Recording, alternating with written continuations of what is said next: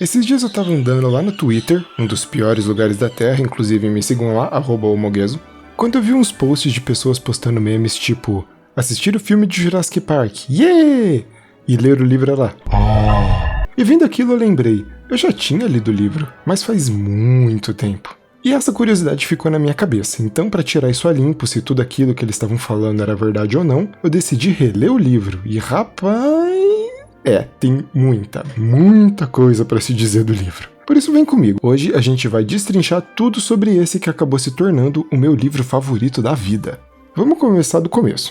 Para você que pode não conhecer ou não se lembrar, Jurassic Park conta a história de pessoas que conseguiram trazer dinossauros de volta à vida através de clonagem. Arqueólogos acharam mosquitos de milhões de anos presos em pedras de âmbar, que são seivas de árvore fossilizadas, e descobriram que a partir do sangue preservado no mosquito, podiam extrair DNA de dinossauro. E assim que conseguiram recriar os dinossauros, decidiram abrir um parque temático misturado com zoológico para expor os animais.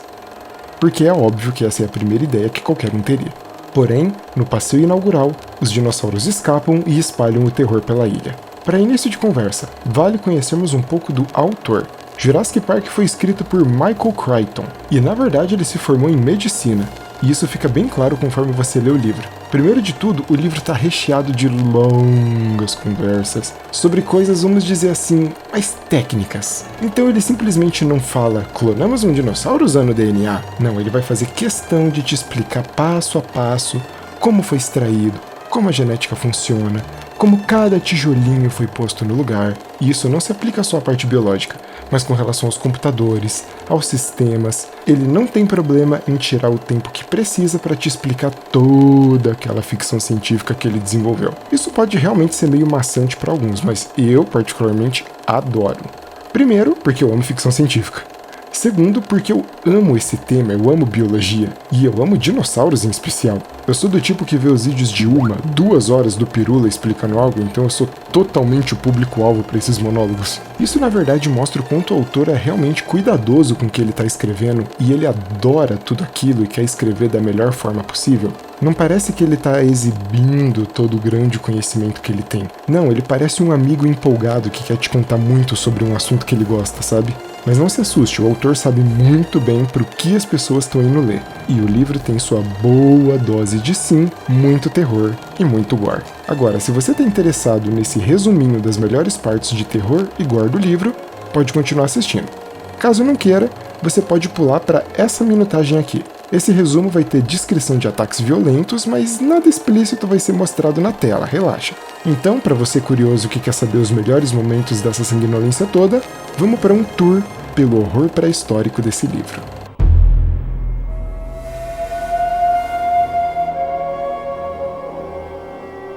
Começamos numa noite tempestuosa numa ilha próxima da Costa Rica. Uma médica está sem muito o que fazer no seu pequeno posto médico quando um helicóptero passa sobrevoando em alta velocidade. Ele faz um pouso arriscado bem em frente ao posto e desembarca às pressas com um homem ferido, gravemente ferido. O homem que o acompanha alega que foi um acidente com uma escavadeira, porém o ferimento é claramente mais estranho. É como se o homem tivesse sido retalhado por garras. As mãos, feridas como se tivessem sido mordidas. A médica faz o seu melhor para salvar o homem, mas não tem jeito. Bob estava prestes a mandar que ele voltasse ao trabalho quando o jovem ferido abriu os olhos e se sentou na mesa. Manuel gritou, aterrorizado. O garoto gemeu e girou a cabeça, olhando à esquerda e à direita com os olhos arregalados, e então vomitou um jato de sangue. Ele começou imediatamente a ter convulsões, seu corpo vibrando, e Bob o agarrou, mas ele tremeu até cair da mesa para o chão de concreto, e vomitou de novo. Havia sangue por todo canto. Dias depois disso, alguns incidentes relatados como ataques de lagartos estranhos começam a ser ouvidos pela região, geralmente envolvendo crianças ou pessoas mais velhas, normalmente durante o sono. Alguns dias depois, uma criança foi atacada por pequenos lagartos quando sua família foi visitar uma praia deserta. Ela não foi morta, mas recebeu várias mordidas. Esses relatos continuam até chegarmos na fatídica cena do bebê. Sim. Em outro posto de saúde, uma parteira havia acabado de realizar o nascimento de uma criança. Ela havia pego o bebê e deixado descansando numa sala ao lado. Quando ela voltou para conferir como o bebê estava, Helena abriu a porta. O bebê jazia em um berço de vime, envolto em um cobertor leve com apenas o rosto exposto. Ao redor do berço, 3 lagartos verde escuros se agachavam como gárgulas.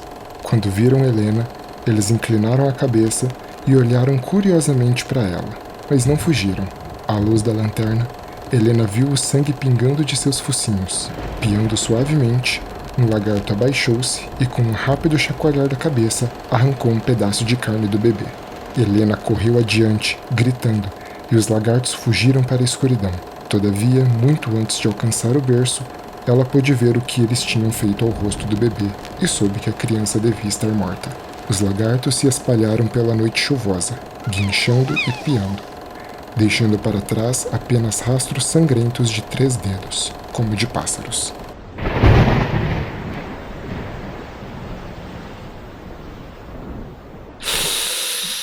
Pois é. Tivemos um homem dilacerado convulsionando e vomitando sangue, uma criança atacada e um bebê morto. E tudo isso é o prólogo do livro. Depois desse começo sanguinolento, o livro baixa a marcha e conhecemos os protagonistas, o Dr. Grant e a Dra. Sattler, que nem no filme.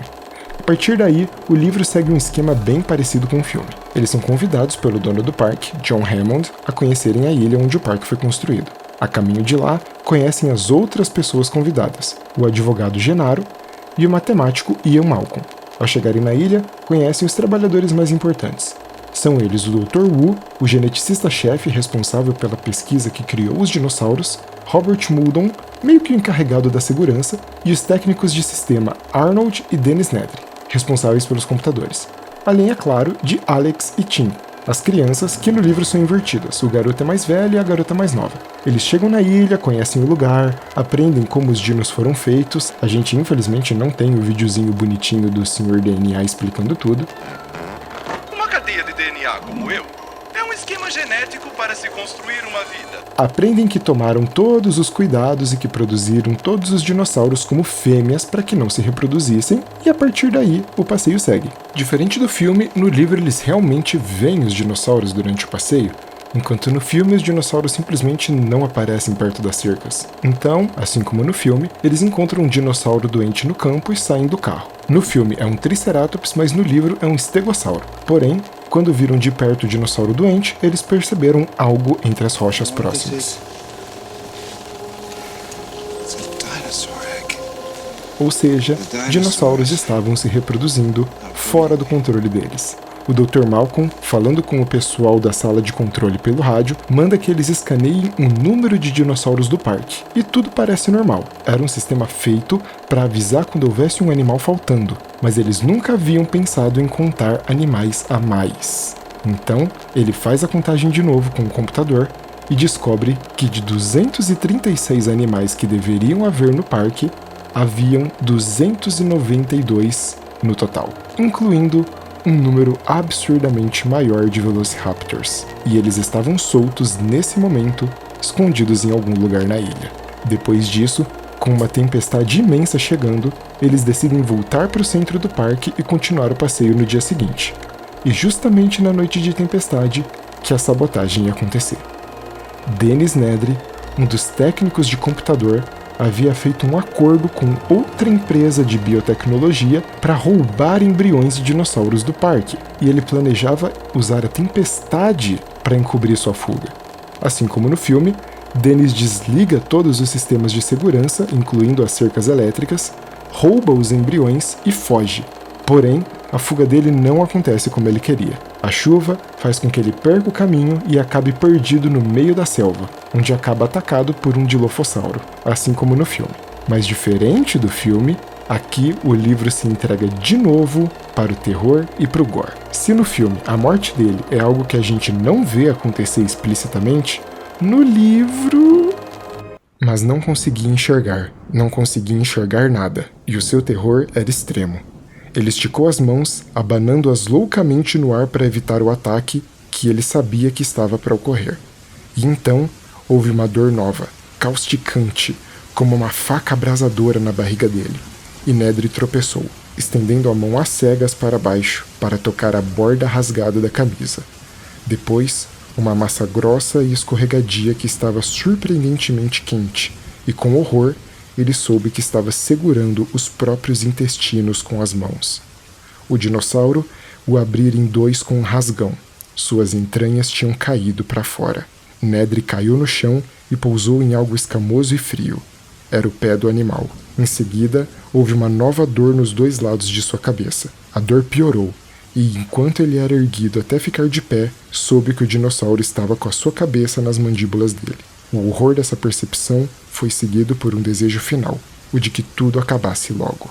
Enquanto Dennis era estraçalhado, o grupo nos carros estava parado em frente ao cercado do T-Rex. Os carros eram elétricos e nunca haviam pensado no que fazer em caso de queda de energia. Então os carros estavam parados, não podiam ir nem voltar.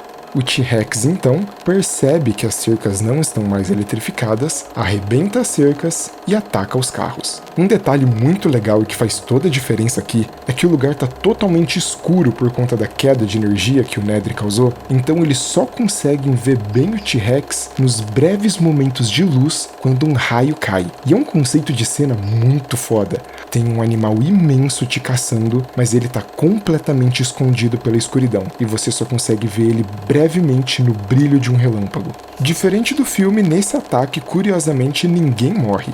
Ou seja, a gente não tem a cena do cara no banheiro, infelizmente. Inclusive, para quem não lembra, quem morre sentado na privada é o Genaro, o advogado que eu comentei lá no começo. Mas uma das pessoas que estava acompanhando o grupo, Ed Regis, o cara das relações públicas, acaba assim morto. Mas depois de todo o ataque do Rex grandão, ele acaba morto pelo filhote. Pois é. Aqui, o Rex tem um filhotinho, e só o filhote de Rex tem 2,5 metros de altura e já é forte bastante para dilacerar um ser humano. Com isso, as coisas seguem um rumo semelhante ao filme. O Dr. Grant e as crianças tentam sobreviver dentro do cercado dos dinossauros, enquanto um ferido Dr. Malcolm é resgatado pela Dra. Sattler e levado de volta ao centro de visitantes. A principal diferença aqui é que o tempo que leva para o Dr. Grant voltar até o centro de visitantes é bem maior. Inclusive, existe uma ideia muito da hora de que o período todo em que o Grant e as crianças estão tentando voltar para o centro de visitantes, o T-Rex está perseguindo eles. Então existe uma longa parte deles tentando descer um rio usando um bote inflável, porque é o caminho mais rápido pelo meio da selva, e o Rex está meio que seguindo eles pela margem do rio, sempre esperando uma falha entre as árvores mais grossas para tentar pegar eles. Isso dá um senso de urgência muito aterrador, porque eles não têm escolha. Eles têm que continuar se movendo, e não basta terem que sobreviver aos dinossauros pequenos no trajeto, o Rex marcou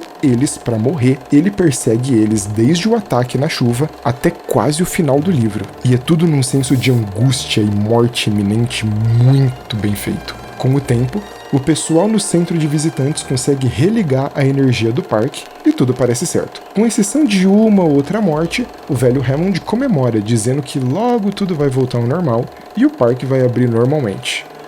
Porém, o diabo mora nos detalhes. Eles pensaram que haviam religado a energia e passaram horas indo e vindo pelo parque, arrumando coisas quebradas, vendo os danos causados, porém, o sistema havia sido religado na energia reserva, não na energia principal. Por quê? Era um bug no sistema. Eles nunca se preocuparam a olhar isso com mais detalhes, simplesmente um detalhe que passou despercebido. E na energia reserva, as cercas elétricas não estão ligadas. Esse tempo todo, por horas e mais horas, os animais podiam andar livremente pelo parque, inclusive os Velociraptors, com uma população bem maior do que esperavam, como a gente viu antes. E quando perceberam esse erro da energia, já era tarde demais. Os Raptors tinham chego ao centro de visitantes e começa um banho de sangue. O Sr. Arnold tenta religar a energia e acaba morto. Para tentar religar de fato a energia principal, eles armam um plano para atrair os Velociraptors para uma outra parte do centro de visitantes para deixar a parte da sala de energia livre. Porém, o Dr. Wu, num pequeno momento de distração, Muldon não gostou de ver o Wu de pé ali com a porta aberta, e estava prestes a dizer isso quando viu uma sombra descer do teto, percebendo em um instante o que havia acontecido. O Wu foi arrancado para fora e Muldon ouviu Ellie gritando. Muldon foi até a porta, olhou e viu que Wu estava deitado de costas, seu corpo já aberto pela grande garra, e o Raptor sacudiu a cabeça, puxando os intestinos de Wu. Embora ele ainda estivesse vivo, erguendo fracamente as mãos para afastar a grande cabeça, Wu estava sendo devorado ainda vivo. Depois de vários momentos de muita tensão e muito terror, com a ajuda do Dr. Grant e das crianças que finalmente conseguiram voltar ao centro de visitantes, eles religam a energia principal. As cercas voltam a funcionar e eles conseguem chamar ajuda. Mas no tempo até que a ajuda chegue à ilha, dá tempo de uma última vítima. O Sr. Hammond está andando pelo centro, amargurado, culpando todos os outros pelos erros do parque, sequer se dando o trabalho de olhar na cara de funcionários sobreviventes, porque, segundo ele, os trabalhadores latinos eram petulantes. E perdido em seus pensamentos mesquinhos, ele se assusta com um efeito sonoro que as crianças soltam sem querer de um rugido de dinossauro, tenta fugir e cai de um barranco, quebrando a perna. Ele tenta berrar por ajuda durante um tempo, mas sem ninguém ouvir, ele tenta subir o barranco por conta própria. Porém, quando ele começa a tentar subir o barranco de volta, ele começa a ser cercado por Compsognathus. Sim, os dinossaurinhos pequenininhos. Os mesmos que mataram o bebezinho no começo do livro e que atacaram a criança. E lembram do que eu disse lá no começo? Estranhos ataques de pequenos lagartos, principalmente envolvendo crianças e idosos. Isso porque Compsognathus são carniceiros, portanto se alimentam principalmente de carcaças mortas e animais feridos. Já dá para imaginar o que aconteceu com o Sr. Hammond.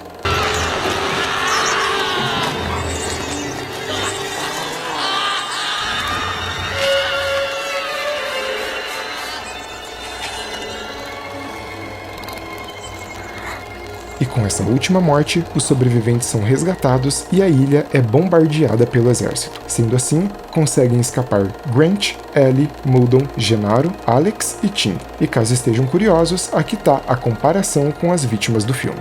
Ok, com isso a gente conseguiu ver que o livro não economiza no gore. A violência é bem mais explícita. Mas isso deixa ele mais aterrorizante que o filme? Sinceramente, a resposta é um grande depende. Vamos lembrar que o filme tem também excelentes sequências bem tensas e apesar de economizar na violência, tem seus momentos bem explícitos de gore.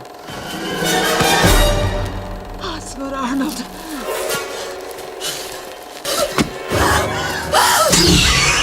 O filme procura apostar sim em todo o terror que os dinossauros podem trazer, porém, ele não se permite ser tão gráfico justamente para não afastar um público mais amplo. E francamente, para mim foi uma decisão bem acertada. Graças a toda a genialidade do Spielberg, ele manteve absolutamente tudo que o livro propôs, mas conseguiu fazer isso sem precisar de tanta visceralidade. O próprio autor do livro, que ajudou a escrever o roteiro do filme, falou sobre isso numa entrevista da época pouco antes do filme estrear. Ele disse: "Um problema similar tem a ver com o que você pode chamar de coisas viscerais", disse o autor adaptador. Você pode ter descrições sanguinolentas num livro, porque cada pessoa é o seu próprio projecionista. Eu sempre achei desaconselhável fazer isso em um filme, porque retira o espectador dele. Assim que você vê entranhas, imediatamente você pensa: onde eles arranjaram isso? Como eles fizeram isso? Você não acredita nem por um instante que aquilo esteja acontecendo de verdade. Vejo essa questão como um problema insolúvel à apresentação de vísceras. Mas o filme sabiamente não faz isso. Eu também acho que a violência explícita serve a um propósito diferente no livro.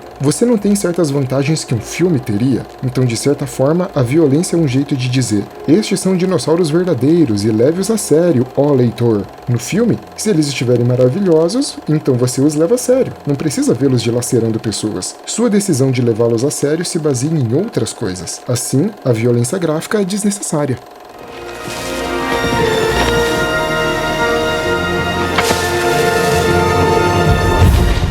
Ou seja, sim, o livro é sim mais gráfico e mais sinistro, com uma atmosfera bem mais pesada, o que torna ele mais terror. Porém, isso não tira os méritos de todo o terror que o filme também conseguiu fazer. E vale lembrar como a franquia, futuramente, voltou a abraçar esse lado terror. Jurassic World 2, que é um filme muito subestimado, na minha opinião, voltou com tudo com essa atmosfera de terror, para te lembrar do quão dinossauros podem ser bichos aterrorizantes. Jurassic World 2 é um filme muito subestimado, deem uma chance de novo, olhem só essas cenas.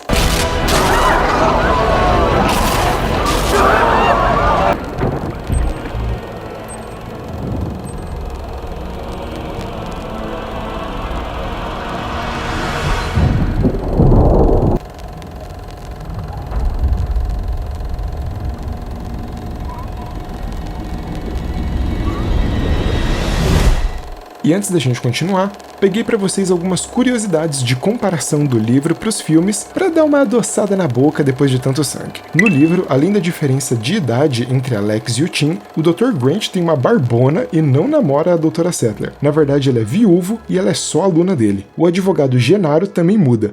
No livro, ele não é aquele cara ganancioso e inescrupuloso, além de ser bem mais musculoso. Isso sem contar que o livro termina com todos achando que o Dr. Malcolm morreu de perda de sangue depois do ataque do T-Rex. Foi só no lançamento do segundo livro que isso foi ser esclarecido. E o fato dele aparecer vivo foi um grande plot twist. No livro, o fato do Tim ser mais velho tem como pano de fundo um tema bem interessante. É que por ser um garoto mais velho e ainda se interessar por dinossauros, ele diz ser várias vezes reprimido pelo seu pai, que prefere a sua irmã mais nova por ela gostar de esportes. Isso tá aí porque existe realmente esse negócio de que dinossauro é coisa de criança, de que quando você cresce ninguém mais te pergunta seu dinossauro favorito, e é bonitinho ver o Tim sair de um lugar onde ele não era compreendido pra estar ao lado de grandes paleontólogos. É uma forma do livro dizer que você não deve se sentir culpado por gostar das coisas que você gosta, sabe? Inclusive, o Dr. Grant gosta de crianças nos livros e fica bem afeiçoado ao Tim quando descobre o gosto dele por dinossauros. Enquanto no filme... That changed the weather, and they died because of the weather. And then my teacher told me about this other book by a guy named Backer, and he... Rex não mata ninguém. Pois é, eu disse isso um pouco mais cedo, mas é verdade, por incrível que pareça, mesmo com tanto gore, ninguém morre pro tiranossauro adulto no livro inteiro. O Ed Regis morre pro filhote do T-Rex, e mesmo o Rex aparecendo bem mais no livro do que no filme, porque ele fica perseguindo o Dr. Grant e as crianças, ninguém acaba morrendo pro dinossauro mais famoso da franquia. Inclusive, o logo do parque sequer é aquele T-Rex clássico no fundo vermelho. No livro, o logo é descrito como um pequeno dinossauro azul bonitinho do lado do nome Jurassic Park. Dinossauros morrem. Não sei se já perceberam, mas apesar dos humanos terem armas, nenhum dinossauro é morto por um humano no filme, enquanto no livro as pessoas usam armas de fogo e outros modos de se defender para conseguirem ferir e até matar alguns dinossauros. Nos filmes, o primeiro dinossauro a morrer nas mãos de um humano só foi acontecer no segundo filme, na cena onde a Kelly joga o Velociraptor pela janela, e a primeira morte de um dinossauro por arma de fogo só foi acontecer em Jurassic World. Todas as cenas mais importantes estão em algum lugar da franquia. Isso aqui é bem legal. Não sei se vocês sabem, mas o Steven Spielberg, o diretor do primeiro e do segundo filme, tem um jeito especial de adaptar livro para filmes. Ele não tem praticamente nenhum compromisso com fidelidade. Ele vai mudar absolutamente tudo que ele quiser. Eu particularmente acho isso bem legal. Isso significa que muitos acontecimentos mudam do livro pro filme, mas não significa que não estejam em algum lugar. Por exemplo, a menininha atacada na praia pelos Compsognathus não tá no primeiro filme, mas acabou virando a cena de introdução do segundo filme. A morte do Hammond pelos Compsognathus também foi cortada, porém, no segundo filme, um outro personagem é atacado e morto da mesma forma. No livro, em uma determinada cena, Alex e Tim se escondem atrás de uma cachoeira para fugir do T-Rex, enquanto ele fica colocando a cabeça pela cachoeira e usando a língua para tentar alcançar eles. Isso também foi cortado, mas no segundo filme temos exatamente essa cena com outros personagens num outro contexto.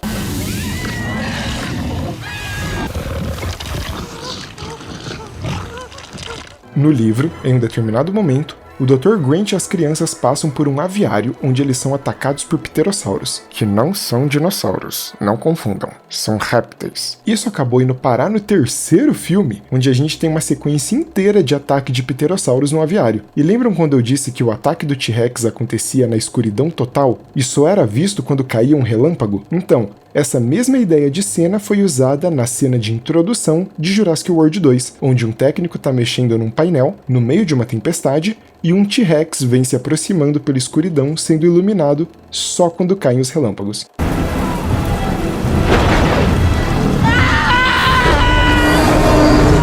Outra curiosidade rapidinha é que o autor nessa entrevista falou que pensou numa ilha para ser um ambiente meio neutro onde os humanos e os dinossauros pudessem interagir. Ele falou: eu não queria fazer uma coisa como um dinossauro indo para Nova York, isso já tinha sido feito. Ironicamente, no segundo filme da franquia, o tiranossauro acaba indo para San Diego. Pelo menos não foi Nova York. Inclusive, outra coisa muito interessante é que nos storyboards do filme a gente consegue ver como seriam essas cenas usando os personagens do livro, como por exemplo o Grant com barba, como eu havia dito, e na cena do T-Rex, ao invés de ter o Gennaro, que acaba morto, teria o Ed Regis, que é quem realmente acaba morto no livro. Além disso, também temos Alex e Tim com suas idades acertadas como no livro, Tim sendo mais velho e Alex mais nova. Falando bem a verdade, esses storyboards no geral são um exercício fascinante porque eles misturam muitos acontecimentos do livro propriamente dito com acontecimentos originais do filme, e ver esses storyboards depois de ler o livro é realmente fascinante. Você quase consegue montar esse filme de Jurassic Park que nunca existiu na sua cabeça. Mas ok, a gente viu muito dinossauro, muita víscera, muito sangue, mas não foi isso que fez Jurassic Park virar meu livro favorito. Ok, também foi um pouco disso. Eu sou muito fã de história de sobrevivência, sobretudo envolvendo monstro carnívoro, terror e muito sangue. Mas o que realmente me conquistou é que essa não é simplesmente uma obra sobre dinossauros. Existe muito mais coisa por debaixo da superfície. E é isso que a gente vai ver agora, falando sobre a filosofia desse livro. Eu tenho certeza que a maior quantidade de conteúdo sobre Jurassic Park que existe por aí é falando sobre imprecisão, sobre as diferenças entre os dinos do filme e os de verdade, curiosidades sobre dinos que nunca existiram, um movimento errado que eles fazem aqui, um dino que não conseguia fazer isso acolá. Eu adoro esse papo, eu acho um jeito fascinante de se aumentar o interesse por paleontologia, e canais como o do Pirula ou os colecionadores de osso estão aí pra isso e eu amo. Mas o problema é que normalmente isso é falado como um erro do filme, sobre como representaram os dinossauros errado, pois naquela época não sabiam do que sabemos hoje.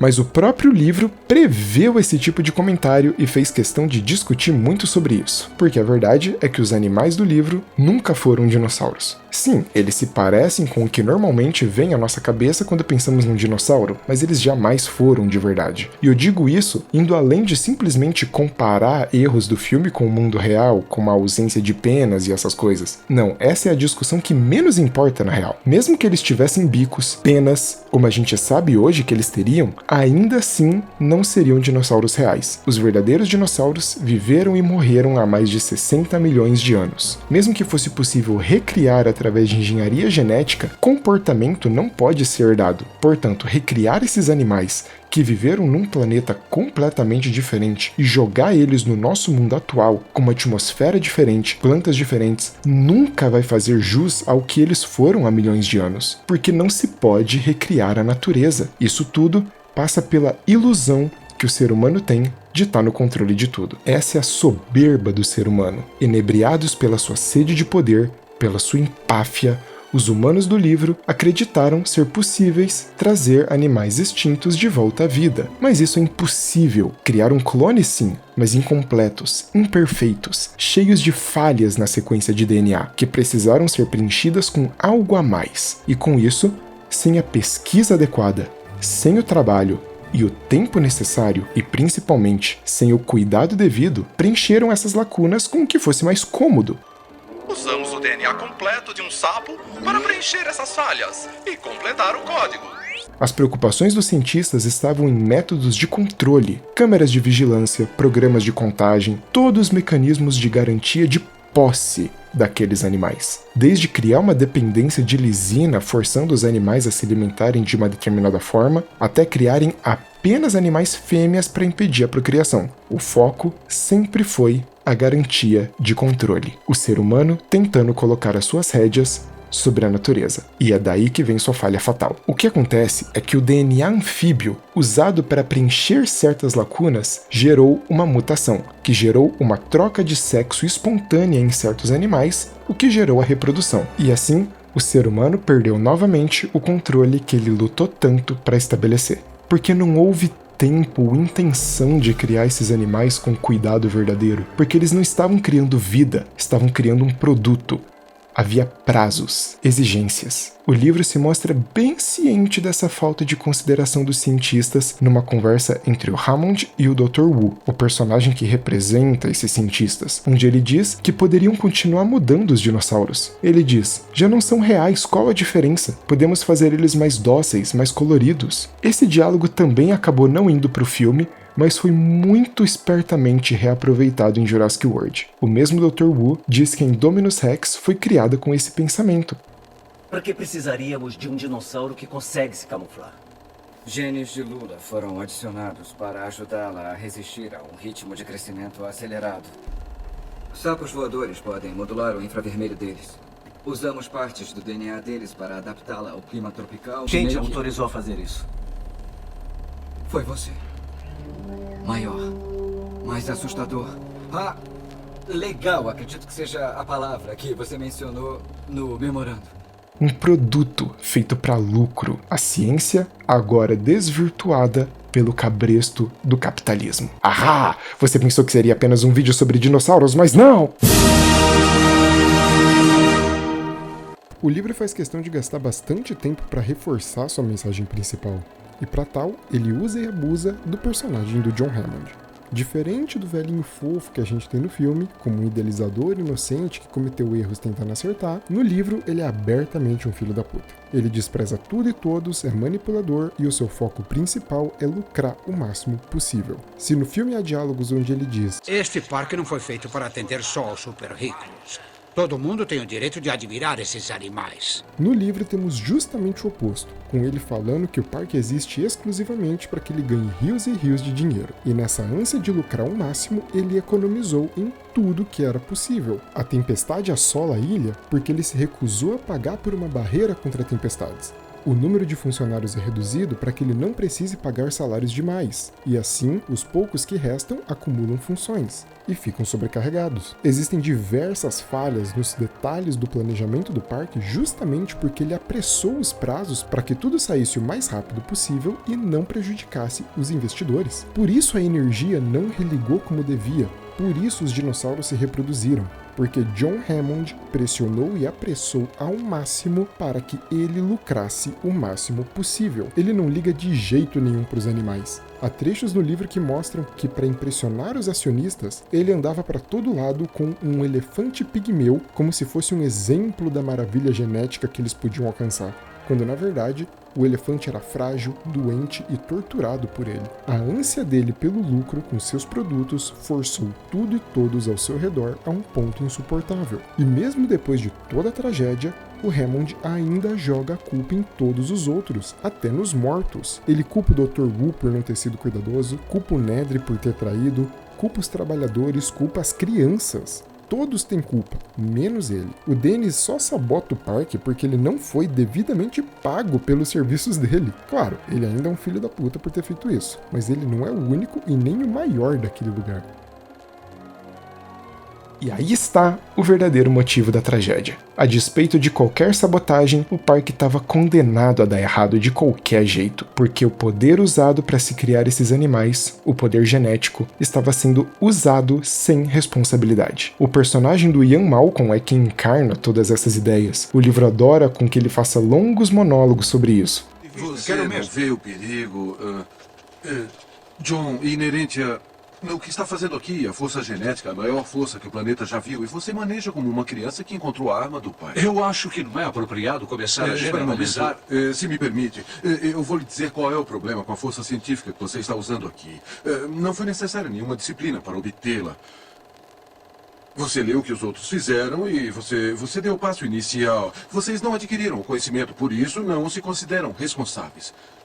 Vocês se encostaram nos ombros dos gênios para executar algo rápido e antes mesmo de saberem o que tinham, vocês o patentearam, embalaram, colocaram em lancheiras e agora estão vendendo e querem vender e querem vender. Sim, mas seus cientistas se preocuparam tanto se podiam conseguir que não pensaram se deviam. Em determinado momento, ele diz como a ciência moderna perdeu seu propósito inicial. Se no começo era um contraponto à teologia da Idade Média, buscando a razão para explicar o mundo, hoje em dia é uma competição por méritos, por nome e principalmente por lucro. Dr. Malcolm diz no livro que chegou a hora de uma nova mudança radical, deixarmos a ciência como a conhecemos para trás e mudarmos. Mas como seria essa mudança? Não sabemos. Toda grande mudança é como a morte. Só sabemos como é quando ela chega. A ciência cria máquinas maiores, laboratórios maiores, não com intenções de descobrir coisas novas e expandir o conhecimento humano, mas de deixar o seu nome gravado no próximo produto revolucionário. E nessa corrida interminável, não se está mais preocupado com o quanto a natureza está sendo deturpada para atingir esses novos produtos. Um acelerador de partículas pode demandar uma floresta inteira ser destruída para ser construído, e isso levará a humanidade à sua falha fatal. Veja, a microescala de acontecimentos do livro, aquelas pessoas isoladas naquela ilha, lutando pela sua sobrevivência, nada mais é do que um tubo de ensaio do que acontece em macroescala no mundo hoje. Nossos produtos, feitos sem pensar nos pormenores, voltarão para cobrar o seu preço. Senhor Hammond, acho que está tudo funcionando de novo.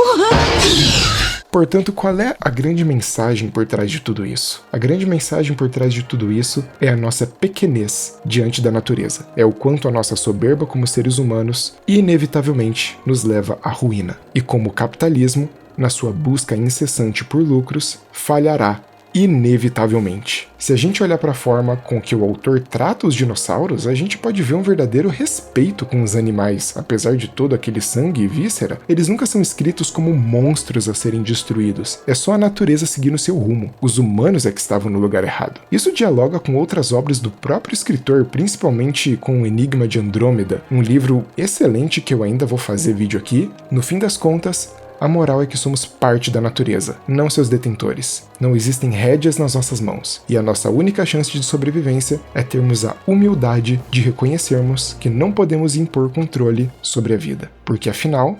Uma coisa que a história nos ensinou é que a vida não pode ser contida, ela se libera, ela se expande a novos territórios e atravessa barreiras dolorosamente, talvez perigosamente, mas estou dizendo que a vida encontra um meio.